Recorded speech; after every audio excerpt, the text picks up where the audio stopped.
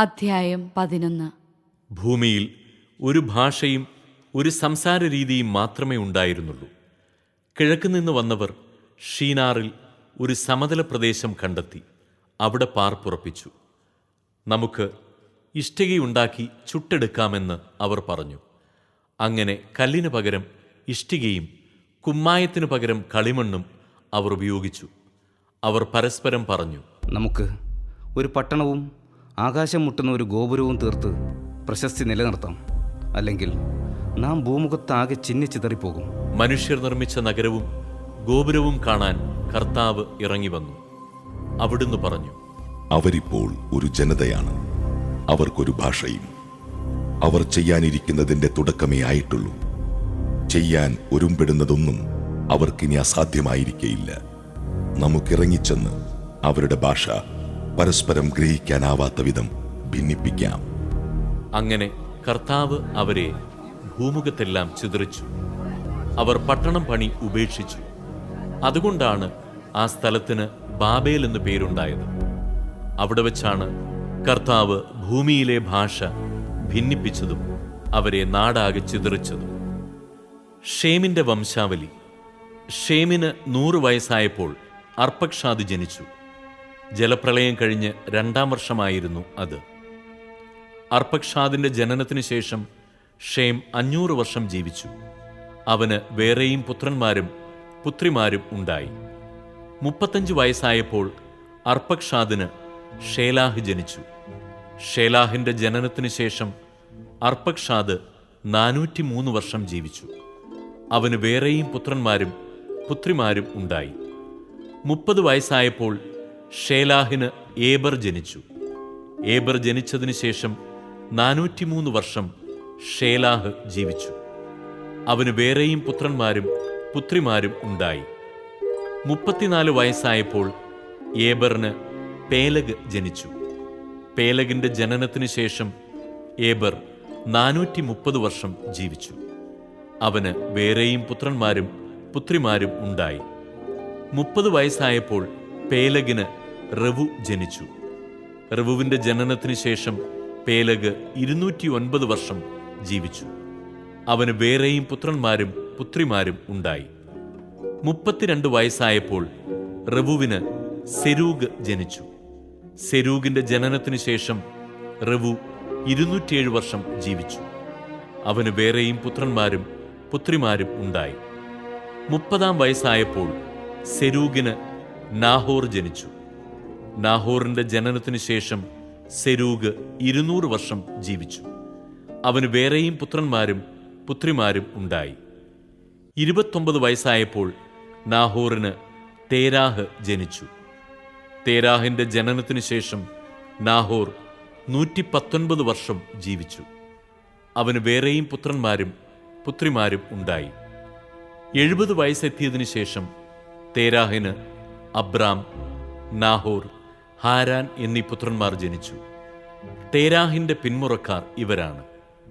തേരാഹിന്റെ പുത്രന്മാരാണ് അബ്രാമും നാഹോറും ഹാരാനും. ഹാരാന്റെ പുത്രനാണ് ലോത്ത്. തന്റെ പിതാവായ തേരാഹ് മരിക്കുന്നതിന് മുമ്പ് ഹാരാൻ ജന്മനാടായ കൽദായരുടെ ഊറിൽ വെച്ച് ചരമമടഞ്ഞു.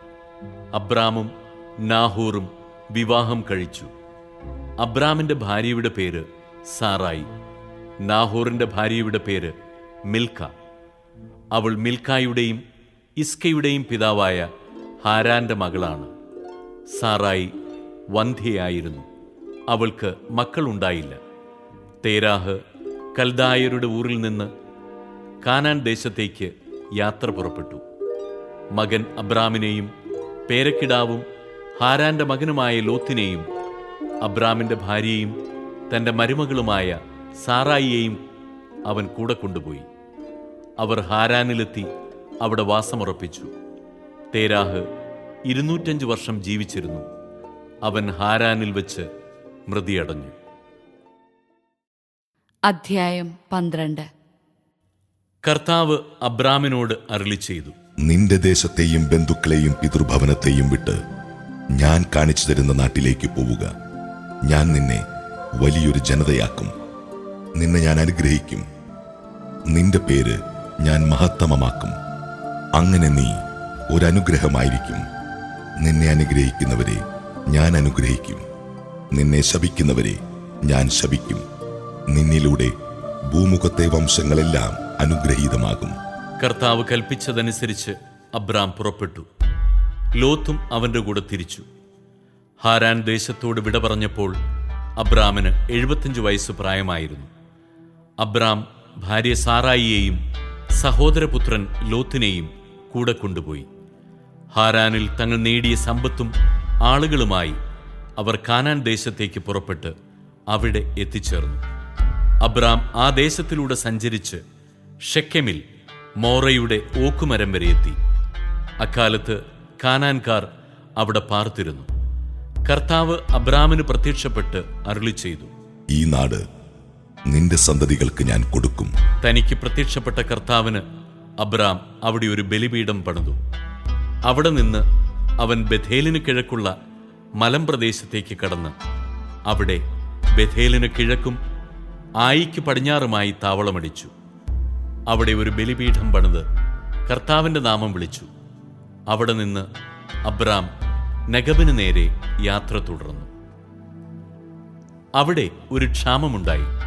കടുത്ത ക്ഷാമമായിരുന്നതിനാൽ ഈജിപ്തിൽ പോയി പാർക്കാമെന്ന് കരുതി അബ്രാം അങ്ങോട്ട് തിരിച്ചു.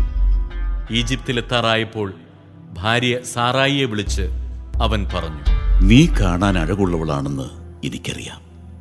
നിന്നെ കാണുമ്പോൾ ഈജിപ്തുകാർ പറയും, ഇവൾ അവന്റെ ഭാര്യയാണ്.